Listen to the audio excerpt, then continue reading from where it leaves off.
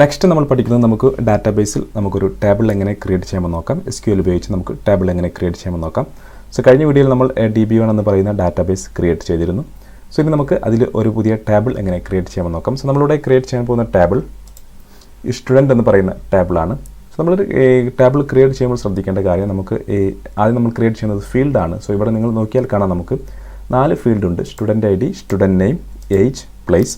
So നമ്മളിവിടെ field define ചെയ്യുന്ന സമയത്ത് നമുക്ക് ഓരോ ഫീൽഡും ഏത് തരം ഡാറ്റയാണ് സ്റ്റോർ ചെയ്യുന്നത് നോക്കണം. സോ ഏത് ഡാറ്റ ടൈപ്പ് ഏതാണെന്ന് നമുക്ക് ശ്രദ്ധിക്കേണ്ടതുണ്ട്. നിങ്ങളിവിടെ കാണാം സ്റ്റുഡൻറ്റ് IDയിൽ നമുക്ക് ലെറ്ററും നമ്പറും അടങ്ങിയിട്ടുള്ള ഒരു ഡാറ്റയാണ് നമ്മൾ സ്റ്റോർ ചെയ്യുന്നത്. സ്റ്റുഡൻറ്റ് നെയിമിലാണെങ്കിൽ നമ്മൾ ലെറ്റേഴ്സാണ്, അതായത് ടെക്സ്റ്റാണ് സ്റ്റോർ ചെയ്യുന്നത്. അതുപോലെ ഏജിലാണെങ്കിൽ നമ്മൾ നമ്പറാണ്, പ്ലേസിലാണെങ്കിൽ നമ്മൾ ടെക്സ്റ്റാണ് സ്റ്റോർ ചെയ്യുന്നത്. സോ നമുക്ക് പ്രധാനപ്പെട്ട ഡാറ്റ ടൈപ്പുകൾ ഏതൊക്കെയാണെന്ന് നോക്കാം. SQL നമ്മൾ ഉപയോഗിക്കുന്ന പ്രധാനപ്പെട്ട ഡാറ്റ ടൈപ്പുകൾ ഏതൊക്കെയാണെന്ന് പെട്ടെന്ന് നോക്കിയിട്ട് വരാം. സോ നമുക്ക് ഒരുപാട് ഡാറ്റ ടൈപ്പുകൾ നമ്മൾ ഉപയോഗിക്കുന്നുണ്ട്. സോ നമ്മൾ സാധാരണ കൂടുതലായിട്ടും ഉപയോഗിക്കുന്ന ഡാറ്റ ടൈപ്പാണ് നമ്മളിവിടെ പഠിക്കുന്നത്. ആദ്യമായി വരുന്നത് വാർചാർ എന്ന് പറയുന്ന ഡാറ്റ ടൈപ്പാണ്. സോ ബ്രാക്കറ്റിൽ നമ്മൾ അതിൻ്റെ സൈസ് കൊടുക്കുന്നു, എത്ര ക്യാരക്ടർ വരെ നമുക്ക് ഉപയോഗിക്കാമെന്നുള്ള സൈസ് നമ്മൾ കൊടുക്കുന്നു. സോ വാർചാർ എന്നുകൊണ്ട് ഉദ്ദേശിക്കുന്നത് വേരിയബിൾ ക്യാരക്ടർ അല്ലെങ്കിൽ വേരിയബിൾ ലെങ്ത് സ്ട്രിങ് എന്നാണ്. സോ നമുക്കിതിൽ ലെറ്റർ, നമ്പർ, സ്പെഷ്യൽ ക്യാരക്ടേഴ്സ് തുടങ്ങിയവയെല്ലാം നമുക്കിതിൽ സ്റ്റോർ ചെയ്യാൻ സാധിക്കും. ഇതൊരു സ്ട്രിങ് ആയിട്ടാണ് ഇതിൽ നമുക്ക് കണക്കാക്കുന്നത്, സ്ട്രിങ് ഡാറ്റയായിട്ടാണ് ഇതിൽ കണക്കാക്കുന്നത്. നമുക്ക് ടെക്സ്റ്റ് ആണെങ്കിലും അതുപോലെ നമ്മൾ നേരത്തെ കണ്ട ടെക്സ്റ്റ് നമ്പറും അടങ്ങിയിട്ടുള്ള ഓരോ ഡാറ്റ ആണെങ്കിലെല്ലാം നമുക്ക് വാർചാർ ഉപയോഗിക്കാം. പിന്നെ വരുന്നത് ഇൻറ്റ് എന്ന് പറയുന്നതാണ്. സോ ഇൻറ്റ് എന്ന് പറയുന്നത് കൊണ്ട് ഉദ്ദേശിക്കുന്നത് ഇൻറ്റിജറാണ്, അതായത് നമുക്ക് നമ്പേഴ്സ് സ്റ്റോർ ചെയ്യുന്നതിന് വേണ്ടി നമുക്ക് ഉപയോഗിക്കാം. സോ ഇൻറ്റിജറിൽ നമുക്ക് നമ്പർ സ്റ്റോർ ചെയ്യുന്നതിന് വേണ്ടി ഉപയോഗിക്കാം, പോയിൻ്റ് ഇല്ലാത്ത നമ്പർ സ്റ്റോർ ചെയ്യുന്നതിന് വേണ്ടി ഇൻറ്റിജർ നമുക്ക് ഉപയോഗിക്കാം. പിന്നെ വരുന്നത് ഫ്ലോട്ടാണ്. ഫ്ലോട്ട് എന്ന് പറയുന്ന ഡാറ്റ ടൈപ്പ് നമ്മൾ ഉപയോഗിക്കുന്നത് ഫ്ലോട്ടിംഗ് പോയിൻ്റ് നമ്പർ സ്റ്റോർ ചെയ്യുന്നതിന് വേണ്ടിയാണ്. അതായത് നമുക്ക് പോയിൻ്റ് ഉള്ള, അതായത് ഡെസിമൽ നമ്പേഴ്സ് സ്റ്റോർ ചെയ്യുന്നതിന് വേണ്ടി നമുക്ക് ഫ്ലോട്ട് എന്ന് പറയുന്ന ഡാറ്റ ടൈപ്പ് ഉപയോഗിക്കാം. സോ ഇതിൽ നമ്മൾ ബ്രാക്കറ്റിനുള്ളിൽ സൈസ്, അതായത് നമുക്ക് എത്ര ഡിജിറ്റ് വേണമെന്നുള്ളത് കൊടുക്കുന്നു. അതിനുശേഷം D എന്ന് പറയുന്ന ഭാഗത്ത് നമ്മൾ ഒരു നമ്പർ കൊടുത്തു കഴിഞ്ഞാൽ നമുക്ക് പോയിൻറ്റിന് ശേഷം, ഡെസിമൽ പോയിൻറ്റിന് ശേഷം നമുക്ക് എത്ര ഡിജിറ്റ് വേണമെന്ന് നമുക്ക് ഈ 2 പാരാമീറ്ററിലൂടെ നമുക്ക് തീരുമാനിക്കാൻ സാധിക്കും. പിന്നെ വരുന്നത് ഡബിളാണ്. ഡബിൾ നമ്മൾ ഉപയോഗിക്കുന്നത് പോയിൻ്റുള്ള നമ്പേഴ്സ്, ഡെസിമൽ നമ്പേഴ്സ് സ്റ്റോർ ചെയ്യുന്നതിന് വേണ്ടിയാണ്. പക്ഷേ ഇതിൽ നമുക്ക് ഒരുപാട് വലിയ നമ്പേഴ്സ് സ്റ്റോർ ചെയ്യാൻ സാധിക്കും. പിന്നെ വരുന്നത് ബൂളിയനാണ്. ബൂളിയൻ നമുക്ക് ട്രൂ അല്ലെങ്കിൽ ഫാൾസ് എന്ന് പറയുന്ന വാല്യൂ സ്റ്റോർ ചെയ്യാം. ട്രൂ ആണെങ്കിൽ നമുക്ക് നോൺ സീറോ ആയിരിക്കും റിസൾട്ടായി ലഭിക്കുക, ഫാൾസ് ആണെങ്കിൽ നമുക്ക് 0 ലഭിക്കും. പിന്നെ വരുന്ന ഡേറ്റ് ആണ്. ഡേറ്റ് നമുക്ക് ഡേറ്റ് സ്റ്റോർ ചെയ്യുന്നതിന് വേണ്ടി ഉപയോഗിക്കാം. അതിൻ്റെ ഫോർമാറ്റ് എന്ന് പറയുന്നത് ഈ ഒരു ഫോർമാറ്റിലായിരിക്കും ഡേറ്റ് സ്റ്റോർ ചെയ്യുന്നത്. ആദ്യം ഇയർ, പിന്നെ മന്ത്, പിന്നെ ഡേറ്റ്. സോ ഇതാണ് പ്രധാനപ്പെട്ട ഡാറ്റ ടൈപ്പുകൾ എന്ന് പറയുന്നത്. സോ നമുക്കിനി ടേബിൾ ക്രിയേഷനിലോട്ട് തന്നെ മടങ്ങി പോവാം. സോ നമുക്ക് student ID, student name, place എന്നിവ നമുക്ക് വാർചാർ ഉപയോഗിക്കാം. അതുപോലെ ഏജ് നമുക്ക് ഇൻറ്റിജർ ഉപയോഗിക്കാം. സോ നമുക്ക് നമ്മുടെ ടേബിൾ ക്രിയേറ്റ് ചെയ്യാം. സോ നമ്മൾ MySQL പുതിയ ക്വറി ടാബ് ഓപ്പൺ ചെയ്യുന്നു. അതിൽ നമ്മൾ എഴുതേണ്ട കമാൻഡ് എന്ന് പറയുന്നത്, സോ ക്രിയേറ്റ് എന്ന് പറയുന്ന കമാൻഡ് എഴുതുക, ശേഷം സ്പേസ് കൊടുക്കുക, അതിനുശേഷം ടേബിൾ. അതിനുശേഷം നമ്മൾ നമ്മുടെ ടേബിളിൻ്റെ പേര് കൊടുക്കാം. ടേബിളിൻ്റെ പേര് എന്ന് പറയുന്നത് സ്റ്റുഡൻ്റ് ആണ്. സോ ഞാനിവിടെ സ്റ്റുഡൻ്റ് എന്ന് കൊടുക്കുന്നു. ശേഷം ഒരു റൗണ്ട് ബ്രാക്കറ്റ് ഓപ്പൺ ചെയ്യുന്നു, ക്ലോസ് ചെയ്യുന്നു, സെമികോളൻ കൊടുക്കുന്നു. ശേഷം ഇതിൻ്റെ സെൻറ്റർ ഭാഗത്ത് വന്നതിന് ശേഷം നമ്മൾ താഴോട്ടതുപോലെ കൊണ്ടുവരിക. ബ്രാക്കറ്റിനുള്ളിലാണ് നമ്മൾ എല്ലാം എഴുതേണ്ടത്.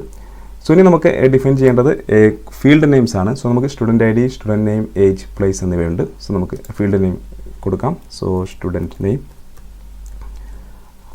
ശേഷം സ്പേസ് കൊടുത്ത ശേഷം നമ്മൾ ഏത് തരത്തിലുള്ള ഡാറ്റ ടൈപ്പാണ് നമ്മൾ സ്റ്റുഡൻറ്റ് നെയിമിന് വേണ്ടി ഉപയോഗിക്കുന്നത് നമുക്കിവിടെ ഡിഫൈൻ ചെയ്യേണ്ടതുണ്ട്. സോ നമ്മൾ ഉപയോഗിക്കുന്നത് വാർചാർ ആണ്. സോ നമ്മളിവിടെ വാർചാർ എന്ന് സെലക്ട് ചെയ്യുന്നു. ബ്രാക്കറ്റിൽ നമുക്ക് എത്ര ക്യാരക്ടർ വരെ സ്റ്റോർ ചെയ്യണം. സോ ഞാനിവിടെ 10 എന്ന് കൊടുക്കുന്നു. ശേഷം സ്പേസ് കൊടുത്ത ശേഷം ഞാനിവിടെ നോട്ട് നൾ എന്ന് കൊടുക്കുന്നു. Not null. സോ നമ്മൾ നോട്ട് നൾ എന്നതുകൊണ്ട് ഉദ്ദേശിക്കുന്നത്, നമ്മളിതുപോലെ നോട്ട് നൾ എന്ന് കൊടുത്തു കഴിഞ്ഞാൽ ആ ഒരു ഫീൽഡിൽ നമുക്ക് empty വാല്യൂ, കാലിയായിട്ടുള്ളൊരു ഡാറ്റ നമുക്ക് സ്റ്റോർ ചെയ്യാൻ സാധിക്കില്ല. അത് നമ്മുടെ ഡാറ്റാബേസ് ആക്സെപ്റ്റ് ചെയ്യുകയില്ല. സോ നോട്ട് നൾ കൊടുത്തില്ലെങ്കിൽ നമുക്ക് നൾ വാല്യൂസ്, അതായത് empty വാല്യൂസ് സ്റ്റോർ ചെയ്യാൻ സാധിക്കും. സോ നമ്മളിവിടെ നോട്ട് നൾ കൊടുത്തു കഴിഞ്ഞാൽ നമുക്ക് എന്തെങ്കിലും ഒരു വാല്യൂ അതിൽ എൻ്റർ ചെയ്യേണ്ടതായിട്ടുണ്ട്. സോ അതിനാണ് നമ്മളിവിടെ നോട്ട് നൾ കൊടുക്കുന്നത്. ശേഷം കോമ കൊടുക്കാം. അടുത്ത ഫീൽഡ് ക്രിയേറ്റ് ചെയ്യാം. അടുത്ത ഫീൽഡ് എന്ന് പറയുന്നത് സ്റ്റുഡൻറ്റ് നെയിം, പിന്നെ ഏജ്, പിന്നെ പ്ലേസ്. സോ ആദ്യത്തെ സ്റ്റുഡൻറ്റ് ID ആയിരുന്നു, സോറി. സോ നമ്മളിവിടെ സ്റ്റുഡൻറ്റ് ID എന്ന് കൊടുക്കുന്നു. പിന്നെ വരുന്നത് സ്റ്റുഡൻറ്റ് നെയിം ആണ്. സോ സ്റ്റുഡൻറ്റ് നെയിം, അത് നമ്മൾ വാർചാർ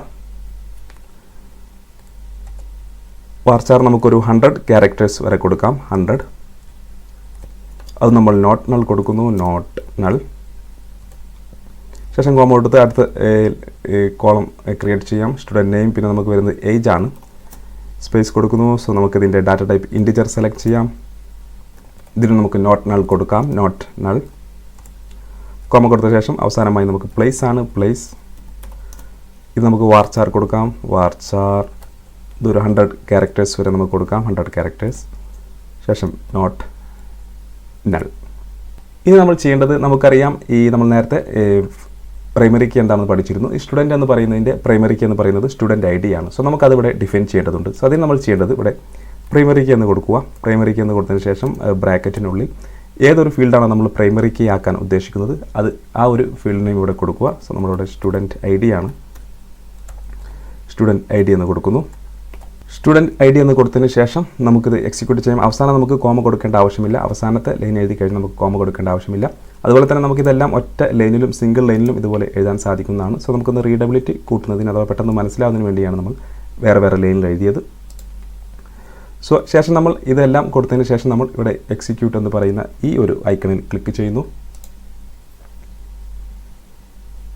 ശേഷം താഴെ നമ്മുടെ ഈ വിൻഡോയിൽ നോക്കിയാൽ നമുക്ക് നമ്മുടെ ഈ ടേബിൾ ക്രിയേറ്റ് ആയില്ല എന്നുള്ള കൺഫർമേഷൻ മെസ്സേജിൽ ഇവിടെ കാണാൻ സാധിക്കും. സോ നമുക്കിവിടെ ഒരു എററാണ് വരുന്നത്.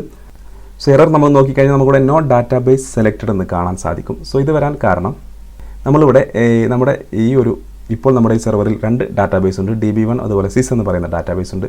സോ നമ്മളിത് എക്സിക്യൂട്ട് ചെയ്യുമ്പോൾ നമ്മുടെ സിസ്റ്റത്തിന് മനസ്സിലാവില്ല നമ്മൾ ഏത് ഡാറ്റാബേസിലാണ് നമ്മൾ ഈ ഒരു ടേബിൾ ക്രിയേറ്റ് ചെയ്യുന്നതെന്ന്, നമ്മൾ ഈ ടേബിൾ ക്രിയേറ്റ് ചെയ്യാൻ പോകുന്നതെന്ന് ഏത് ഡാറ്റാബേസിലാണെന്ന് നമ്മുടെ സിസ്റ്റത്തിന് മനസ്സിലാവില്ല. അതിനുവേണ്ടി നമ്മൾ ചെയ്യേണ്ടത് മുകളിൽ വന്ന ശേഷം ഏത് ഡാറ്റാബേസിലാണ് നമ്മൾ ഈ ഒരു ടേബിൾ ക്രിയേറ്റ് ചെയ്യുന്നത്. സോ നമ്മൾ DB1 എന്ന് പറയുന്ന ഡാറ്റാബേസിലാണ് ഈ ഒരു ടേബിൾ ക്രിയേറ്റ് ചെയ്യുന്നത്. സോ നമ്മൾ അതിനുവേണ്ടി നമ്മളിവിടെ യൂസ് DB1 എന്ന് കൊടുക്കുക, ഒരു സെമിക്കോളൻ കൊടുക്കുക. സോ ഇങ്ങനെ കൊടുത്തു കഴിഞ്ഞാൽ നമ്മുടെ സിസ്റ്റത്തിന് മനസ്സിലാവും. സോ നമ്മൾ DB1 എന്ന് പറയുന്ന ഡാറ്റാബേസിലാണ് നമ്മുടെ സ്റ്റുഡൻറ്റ് എന്ന് പറയുന്ന ടേബിൾ ക്രിയേറ്റ് ചെയ്യുന്നത്.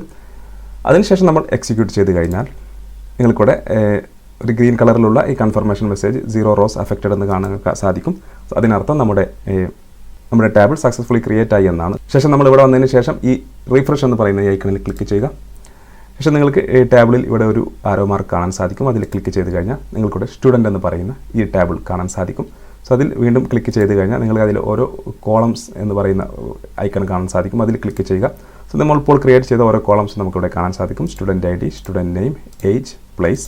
സോ അതിൽ സ്റ്റുഡൻറ്റ് IDയുടെ നമ്മുടെ ഡീറ്റെയിൽസ് ഇവിടെ കാണാൻ സാധിക്കും. സോ സ്റ്റുഡൻറ്റ് ID സെലക്ട് ചെയ്ത് കഴിഞ്ഞാൽ നമുക്കിവിടെ PK എന്ന് കാണാൻ സാധിക്കും. അതിനർത്ഥം നമ്മൾ പ്രൈമറി കീ ആയി സെറ്റ് ചെയ്തതെന്നാണ്.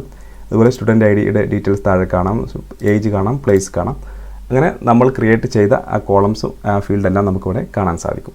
സോ ഇത്തരത്തിൽ നമുക്കൊരു ടേബിൾ ക്രിയേറ്റ് ചെയ്യാം. ഇനി നമുക്ക് ഈ ടേബിളിലോട്ട് എങ്ങനെ ഡാറ്റ ഇൻസേർട്ട് ചെയ്യാമെന്ന് നമുക്ക് അടുത്ത ചാപ്റ്ററിൽ പഠിക്കാം. അതിന് മുമ്പായി നമുക്കൊരു ടേബിൾ എങ്ങനെ ഡിലീറ്റ് ചെയ്യാമെന്ന് നോക്കാം. സോ അതിനുവേണ്ടി ഞാൻ മറ്റൊരു ടേബിൾ കൂടി ക്രിയേറ്റ് ചെയ്യുന്നു. സോ ഞാനിവിടെ സ്റ്റുഡൻറ്റ് എന്ന് മാറ്റിയതിന് ശേഷം test1 എന്ന് പറയുന്നൊരു ടേബിൾ കൊടുക്കുന്നു. test1. ശേഷം ഞാനിത് എക്സിക്യൂട്ട് ചെയ്യുന്നു.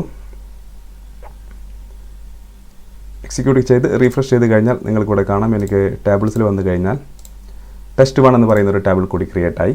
സോ അതിൽ നമുക്ക് നമ്മൾ കൊടുത്ത കോളംസ് എല്ലാം കാണാൻ സാധിക്കും. സോ ഞാൻ ഈ test1 ക്രിയേറ്റ് ചെയ്ത് നമുക്ക് ഡിലീറ്റ് ചെയ്യുന്നതിന് വേണ്ടി മാത്രമാണ്. സോ നമുക്ക് എങ്ങനെ ഡിലീറ്റ് ചെയ്യാമെന്ന് നോക്കാം. നമുക്കൊരു ടേബിൾ എങ്ങനെ ഡിലീറ്റ് ചെയ്യാമെന്ന് നോക്കാം. സോ ഞാൻ തൽക്കാലം ഈ കോഡ് ഇവിടുന്ന് ഡിലീറ്റ് ചെയ്യുന്നു. ശേഷം ഞാൻ ഇവിടെ വന്നതിന് ശേഷം ഡ്രോപ്പ്, ഡിലീറ്റ് ചെയ്യുന്നതിനുള്ള കമാൻഡാണ് ഡ്രോപ്പ്. ശേഷം ടേബിൾ എന്ന് കൊടുക്കുക. ഇനി നമ്മൾ ഏത് ടേബിളാണോ നമുക്ക് ഡിലീറ്റ് ചെയ്യേണ്ടത്. സോ നമുക്കിവിടെ test1 എന്ന് പറയുന്ന ടേബിളാണ് ഡിലീറ്റ് ചെയ്യേണ്ടത്. So test1. ശേഷം സെമിക്കോളൻ കൊടുക്കുക.